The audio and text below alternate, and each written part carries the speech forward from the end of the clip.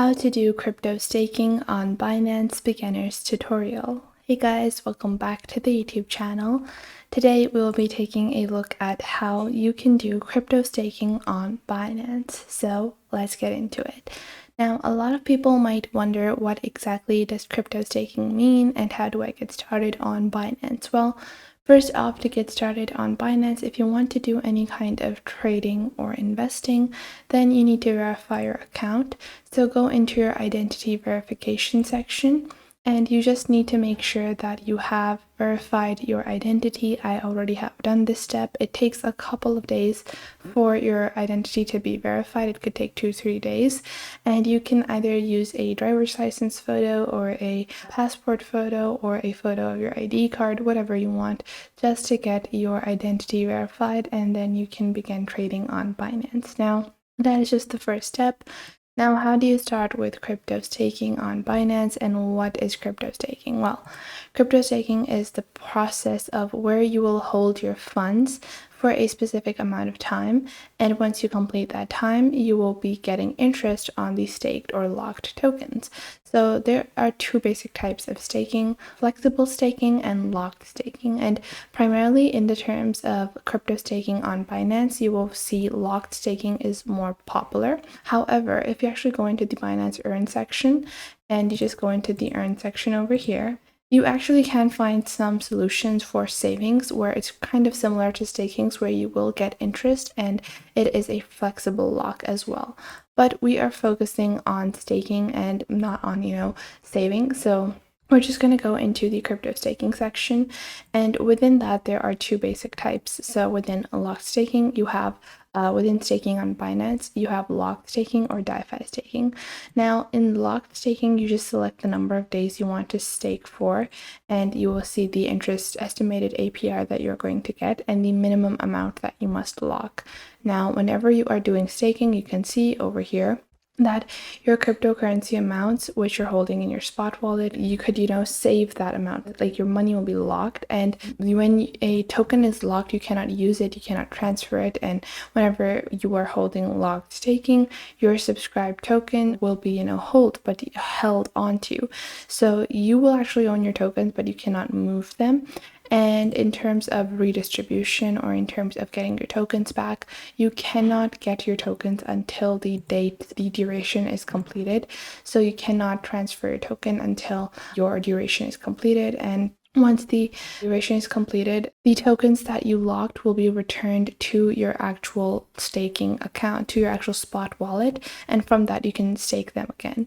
Now, in locked staking, you can click on Stake Now, and then you can choose the days that you want to be staking for. Let's say we want to stake for 30 days. Then you can enter the amount, and then you will see the value date, the stake date, the interest period, and the interest end date. And you will have to agree to their terms of service. And once you do that, you can get a estimated APR as well, and estimated interest that you would be earning on that specific token. Now, below that, you also have auto staking options. So you can choose to turn this off or on. And what this enables you to do is that after the specific duration, you can choose to restake a specific amount of token back into the locked staking and just take out the interest, and then you can restake that money over and over again and just derive the interest into your spot wallet. And this is another way that you can earn money. So with locked staking, you can lock your tokens for a certain amount of time. Now, a lot of people ask, what is the risk in this? Where can I actually lose money in this when people say that there is a risk involved in locked staking? Well, there is risk, because if you actually lock a token for a certain amount of time, let's say I go into locked staking and I lock sushi token for 30 days. So a lot of people ask, what is the risk in locked staking? And in locked staking, there is risk involved, because if you go on ahead and lock a certain token, so let's say I lock this token over here, the Solana token. So let's say I lock Solana for 30 days and the average APR is 5.86%. So even if that's true, even if I get the average APR, even if I get the average interest, what if the price of Solana drops massively in the 30 days that I locked it for?